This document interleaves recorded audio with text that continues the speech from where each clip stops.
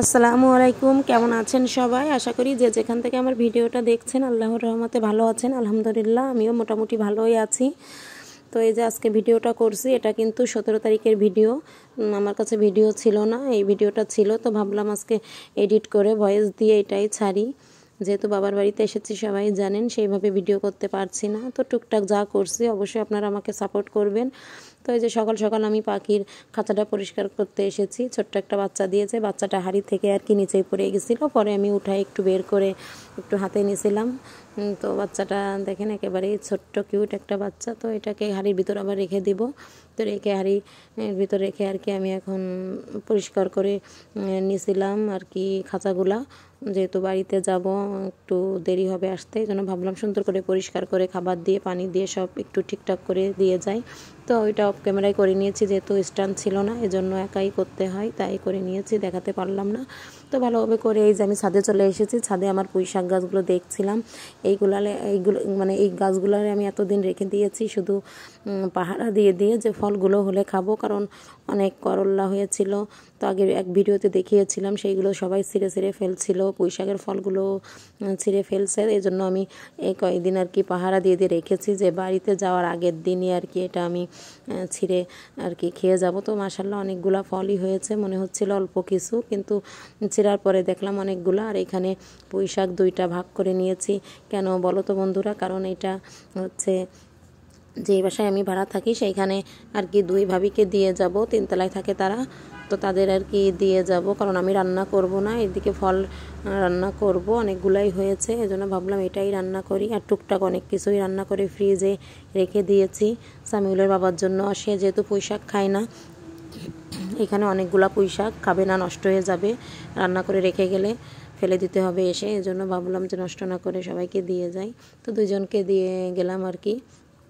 আর এটা এখন আমি রান্না করব। এই ফার্স্ট কিন্তু ফল খাচ্ছি, কারণ আমি যেখানে ভাড়া থাকি মফস্বল এলাকা, সেখানে এগুলো তো পাওয়া যায় না। আর সবথেকে বড় কথা, এখানে কেউ খায় না, ওরা কিন্তু চেনে না অনেক জিনিসই, কারণ আমাদের ওইদিকে যেমন অনেক পপুলার খাবার আছে, অনেক মানে অনেক খাবারই আছে যেগুলা আমরা খাই, আর এদিকে মানুষ তো খাইতেই জানে না। শুধু ময়মনসিংহের এইদিকে মানুষ শুধু ভর্তাই খায়। তো এই যে এখন রান্না করতে চলে আসলাম। তারা নাকি এইগুলা কখনো মানে গাছ আছে শুধু পাতাটা খায়, আর এইগুলা নাকি তারা ফেলে দেয়, আবার দেখা যাচ্ছে পরে পরে চারা জন্মায়, সেখান থেকে গাছ হয়, কিন্তু তারা খায় না আর কি, কোনো দিনও খায়নি বলছিল। তো ভাবলাম যে একটু রান্না করে আজকে দিব। তা 2 ভাবিকে দিয়েছিলাম, তারা খেয়ে তো বললো ভালোই লাগছে, কারণ জীবনে খাইনি, ফার্স্ট খেলো। তা আমি বলেছিলাম যে ইউটিউবে সার্চ দিয়ে দেখবেন, পরে তারা নাকি দেখছে, অনেক ভালো লাগছে। তো যাই হোক, এই যে গাছের মরিচ ছিঁড়ে নিয়েছি, এটা কিন্তু আমার গাছের মরিচ আবারও হয়েছে, মাঝে একবার দেখিয়ে দিয়েছিলাম, আবারও দেখি অনেকগুলো মরিচ পেকে গেছে, কিছু কাঁচা। তো এইগুলা কিছুটা দিয়ে নিব তরকারিতে, আর কিছুটা পলিব্যাগে করে আমি রেখে দিব ফ্রিজে। তো যা বলছিলাম, এখানে কিন্তু এরা কোনো দিনও খায়নি, অনেক কিছুই চেনে না। যেমন আমাদের ওইদিকে ওলটা আপনারা চেনেন কিনা জানি না, কী নামে, হয়তো বা নাম ভিন্ন, কিন্তু অনেকেই চিনবেন ওল কচু, যেটা সেটা তারা চেনেই না। তারপরে যে আমরা এটাকে মেচরি বলি, এই যে পুঁইশাকের ফলটাকে মেচরি, তো এটাও তারা চেনে না। তারপরে চুই ঝাল তারা কোনো দিন দেখেইনি। তো একবার আমি নিয়ে গিয়েছিলাম, নিয়ে সবাইকে রান্না করে গরুর মাংসের সাথে রান্না করে দিয়েছিলাম সবাইকে, এক ঈদে আর কি। তো সবাইকে মানে মজা পেয়েছিল, বলছিল আরও নিয়ে যেতে, কোথায় পাওয়া যায় কি, তারা জানেই না, কোনো দিন খায়ও নি। অর্ডার দিয়ে যে পাওয়া যায় অনলাইনে সেটাও জানে না তারা। তো যাই হোক, আমি একটু এই যে আলু কুচি কুচি করে দিয়েছি, খুব বেশি বড় না, একটু আর কি চিকুন চিকুন করে সঙ্গে দিয়ে ভালোভাবে এই যে মশলা, সব রকমের মশলা দিয়ে ভালোভাবে কষিয়ে নিচ্ছি, কারণ ফার্স্ট খাচ্ছি, অনেক ভালো লাগছে, অনেকগুলো হয়েছিল। তো এটা আর কি রান্না করে নিব। তো আমার ইউটিউব বন্ধুদের বলছি, যারা আমার চ্যানেলটা এখনও সাবস্ক্রাইব করেননি অবশ্যই সাবস্ক্রাইব করে পাশে থাকবেন, আর যারা সাবস্ক্রাইব করেছেন তাদের জন্য অনেক অনেক দোয়া ও ভালোবাসা রইল। আপনারা আমাকে সাপোর্ট করেছেন, আশা করি আর কি নেক্সট দিনটাও আপনারা সাপোর্ট করবেন, অবশ্যই আমাকে সাপোর্ট করবেন। আমার ছোট্ট একটা লাইক দিয়ে ভিডিওটা কিন্তু অবশ্যই কন্টিনিউ করবেন। তো আপনারা ক্ষমার দৃষ্টিতে দেখবেন, যেহেতু এটা কিন্তু আগের ভিডিও, আমি নতুন কোনো ভিডিও ছিল না ফোনে আর কি, এজন্য কি দিব, পরে দেখলাম এই ভিডিওটা আছে, এজন্য এডিট করে ভয়েস দিয়ে আপনাদের মাঝে আমি আর কি ছেড়ে দিয়েছি। তো ক্ষমার দৃষ্টিতে দেখবেন, আমার ভুল ত্রুটি হলে অবশ্যই ক্ষমা করে দেবেন। তো আমার ভিডিওটা একটু কন্টিনিউ করবেন, আমার সঙ্গেই থাকবেন অবশ্যই, আশা করি কেউ আমার ভিডিওটা স্কিপ করবেন না, যেহেতু আমিও আপনাদের পরিবারের একজন সদস্য হয়েছি আর কি। তো অবশ্যই আমার ভিডিওটা আপনারা দেখবেন আশা করি। তো এই যে এখন আমি ঝোলের পানি দিয়ে বলক আসলে বাটা মাছগুলো দিয়ে দিচ্ছি। এই মেচড়িটা কিন্তু ইলিশ মাছ অথবা চিংড়ি মাছ দিয়ে অসম্ভব ভালো লাগে। তো আমি আজকে ইলিশ মাছও ছিল না, চিংড়ি মাছও ছিল না, এজন্য বাটা মাছ ছিল, সেটা দিয়েই রান্না করছি। তো কেমন লাগে আপনাদের এই রান্নাটা অবশ্যই কিন্তু কমেন্টে জানাবেন, আপনারা যদি খেয়ে থাকেন। অনেক আপুরাই তো খান, অনেকেই চেনেন, ম্যাক্সিমাম মানুষই এখন চেনে এটা খায়। তো আপনাদের কেমন লাগে অবশ্যই কমেন্টে জানাতে পারেন।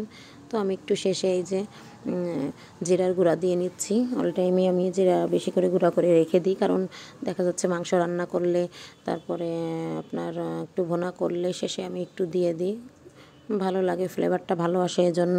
তো একটু দিয়ে নিলাম, দিয়ে ঝোলটা একটু কমিয়ে আমি রেখে দিব।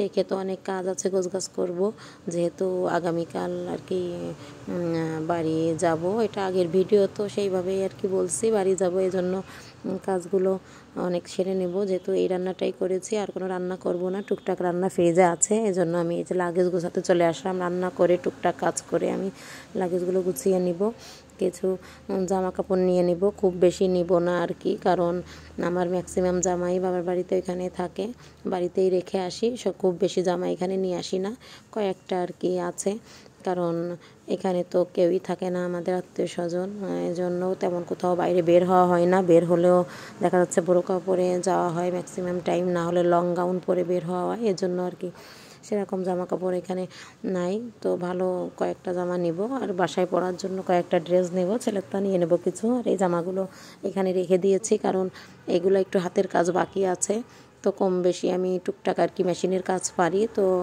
নিজেরটাই আর কি বানাই, বাইরে কারোরটা বানাই না। তো এইগুলো একটু হালকা পাতলা আর কি কাজ বাকি আছে, সেইগুলো একটু করে নেব, নিয়ে এখান থেকে 2-3টা ড্রেসও নিয়ে নিব বাসায় রাফ ইউজ করার জন্য, যেহেতু এখানে সব জামা আছে, রাফ ইউজ করা জামাগুলোও আছে, ভালো ড্রেসও আছে। তো এই যে সামিউলের বাবা আবার এই ব্রোকা 3টা নিয়ে এসেছিলো, একটা লং গাউন আর এই 2টা ব্রোকা, তো এটা শেয়ার করা হয়নি, তো গুছিয়ে নিচ্ছি। তো এগুলোও ভাবতেছি নিয়ে যাব। তো সব গোছগাছ করে কাজ সেরে সন্ধ্যায় চলে আসলাম, ভাবলাম একটু পিঠা বানিয়ে নিই। পিঠা বানাই না কেন, চিতই পিঠা আমি পারি না, এজন্য আপনাদের সঙ্গে শেয়ার করতে পারিনি। তো আজকে সাহস করে বানালাম একটা আপুর ভিডিও দেখে, তো দেখলাম যে মোটামুটি আলহামদুলিল্লাহ ছিদ্রযুক্ত হয়েছে, অনেক ভালো হয়েছে। তো মাংস ছিল, সেটার সঙ্গে আর কি একটু খেয়ে নিব। তো কেমন হয়েছে অবশ্যই আমার বন্ধুরা আপনারা জানাবেন কমেন্ট করে, আর আমার ভিডিওটা প্লিজ স্কিপ করবেন না, ছোট্ট একটা লাইক দিয়ে কন্টিনিউ করবেন। সবাই ভালো থাকবেন, সুস্থ থাকবেন, আমাদের জন্য দোয়া করবেন। আল্লাহ হাফেজ।